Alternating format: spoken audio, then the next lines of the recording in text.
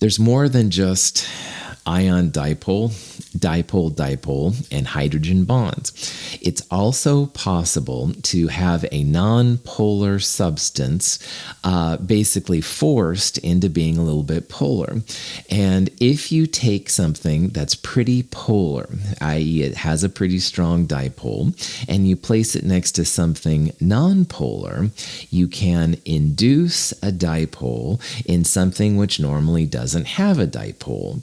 So the next type of force we're going to look at here is when you've got something polar and it basically forces something nonpolar to take a little bit of polarity.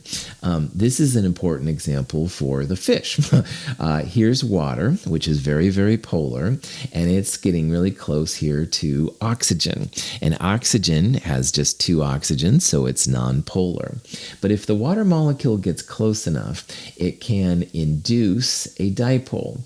So all of a sudden now, oxygen is trying to shift its electrons away from the negative dipole of water. So oxygen ends up there with a positive dipole, that little delta plus, and there's more negative electron density, the delta minus, on the far side. This is actually another kind of force, and it's important for the fish because oxygen normally wouldn't get down to the fish in the water, all right? Oxygen nonpolar and water polar, they don't usually get along. However, enough oxygen is polarized a little bit, if you will, by water that it can actually then get the fish down to the water and the little fish can breathe. On average, the electron cloud of an O2 molecule is distributed symmetrically across the molecule. The molecule is not polar. A water molecule, which is polar, repels the electron cloud, causing it to be asymmetrically distributed and thereby induces a dipole in the O2. This shift allows O2 to be weakly attracted to the water molecule. This kind of force is referred to as a dipole-induced dipole force. And let's break that down. Dipole, like we talked about earlier, means polar. Induced dipole means that it doesn't have a dipole by itself, i.e. it's nonpolar. But you can induce, you can create a dipole in this nonpolar substance if you put something polar next to it. So dipole-induced dipole means something polar and something nonpolar together. And I want you to think nonpolar when you hear induced dipole, because you're having to make a dipole where one didn't exist before. No small feat. Oxygen in water is a great example. Also nitrogen in water. Anytime you have something nonpolar and something polar together, that's the dipole-induced dipole force. This is another example. This is taking iodine and dissolving it in ethanol, an alcohol, all right? And this is used sometimes in medical facilities. Now, iodine is nonpolar to iodine atoms. There's no polarity, no differences. Ethanol is very polar. Ethanol has an OH, which is actually one of the hydrogen bonding categories. So ethanol is actually pretty polar as well. You can induce a dipole in the nonpolar I2, and I tried to draw a little funny circle there to show it. The electrons are trying to get away from, in this case, the oxygen on the alcohol.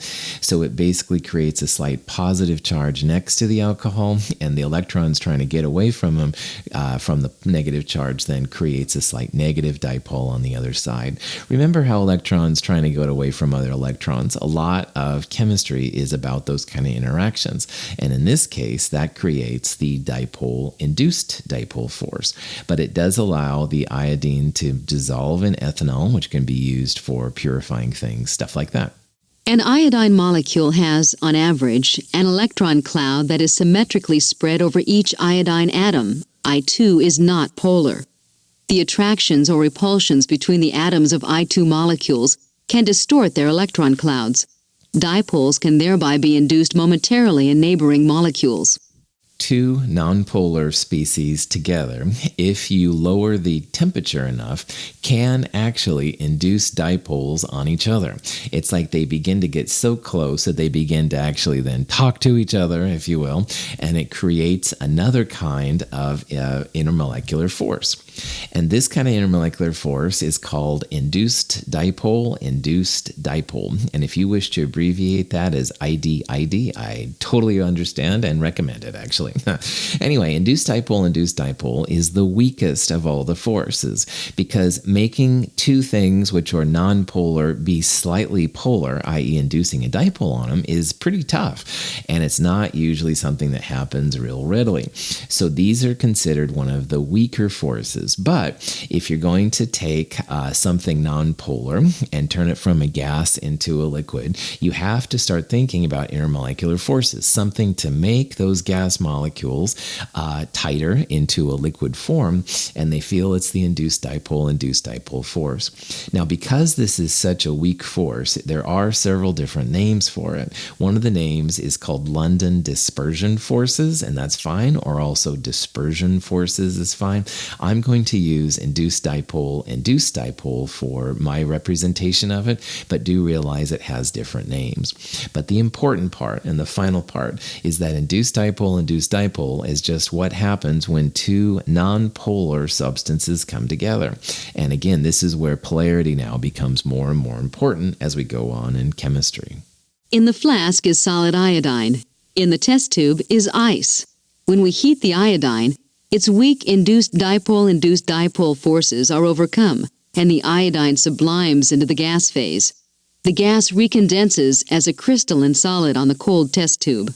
Solid iodine has an induced dipole-induced dipole force. Again, the only phase that doesn't have an intermolecular force are gases. So solids and liquids will always have some kind of intermolecular force. And because iodine is nonpolar, we would call that an IDID, induced dipole-induced dipole force.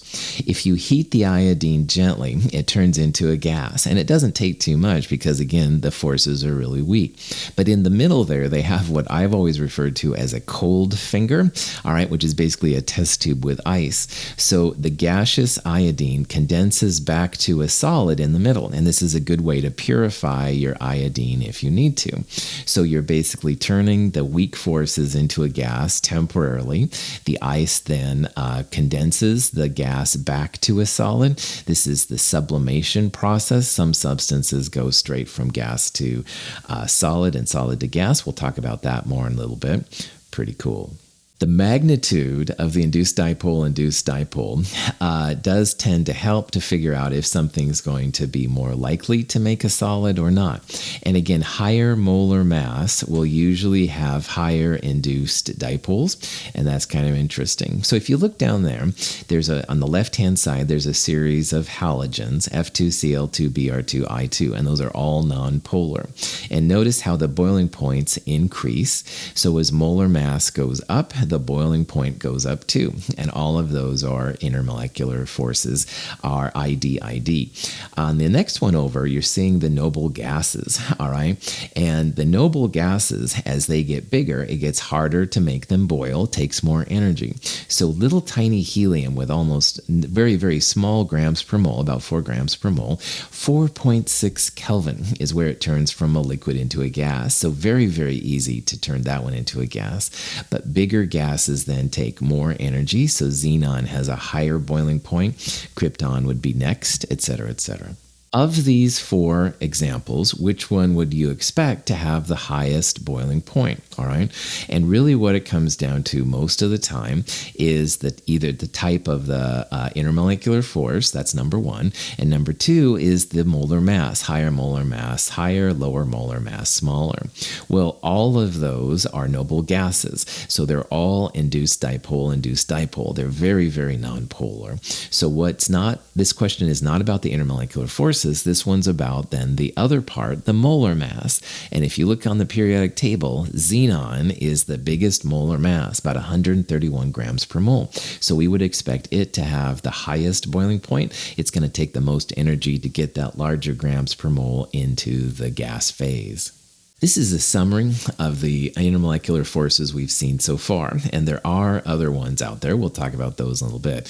However, ion dipole, one of the stronger ones, and that's what's responsible for making like sodium chloride dissolve in water. All ionic compounds dissolving in water are the result of the ion dipole force. Remember, ion means something with a charge, something positive or negative. Dipole means something polar. Hydrogen bonding is a special form of dipole force, and hydrogen bonding only occurs when you have nitrogen, oxygen, and fluorine connected to hydrogen. So if you have that, then you have hydrogen bonding. All polar substances, when they interact with other polar substances, at the very least have dipole forces. But if your polar substance has an N, O, or F connected to hydrogen, then it gets the extra special hydrogen bonding and you get a little bit more bang for your buck. Dipole-induced dipole means something polar. Dipole is next to something nonpolar, something induced dipole. Oxygen in water, nitrogen in acetone. Anytime you have something nonpolar and something polar together, dipole-induced dipole. And then finally, the last one, which one other name for it is dispersion, which is induced dipole-induced dipole, or the London force. Those are for just nonpolar species. So Cl2, Br2, we looked at the noble gases. One more we haven't looked at is that if you have pure ions, so like pure sodium chloride, that's an ion-ion force. And also if you have a pure metal, like pure iron or pure chromium, that's called a metallic force. Those two forces we're going to consider to be the strongest force of all right? That would be even stronger than ion dipole. Those are mostly for solids, and here we're looking mostly at liquids and gases and stuff, but those are the same kind of things. Just realize that on the top, even above ion dipole, is going to be the ion/metallic force. We'll consider those two equivalent, even though that's not the best analogy, and we will talk about both of those forces more in the future. So this is the kind of question that you might see. When potassium chloride dissolves in water, what kind of intermolecular forces are observed, or what kind of intermolecular bonds are formed? All right, and this is a good question. So what you have to think about is what kind of forces exist in KCl and what kind of forces involve water, okay? Well, KCl is an ionic compound. You can have positive Ks and negative Cl chlorides, all right? So KCl is ionic. And water, as we've seen, is not only polar, but it has those special hydrogen bonds. So water polar is like a dipole. So KCl ion, water dipole, you probably figured it out. This is going to have the ion dipole forces when they come together. Now KCl separately would be the ion-ion force, which is something we haven't talked about yet, but we will, I promise. Water separately would have hydrogen bonding, but when they come together, the ion dipole force is what's going to rule this problem.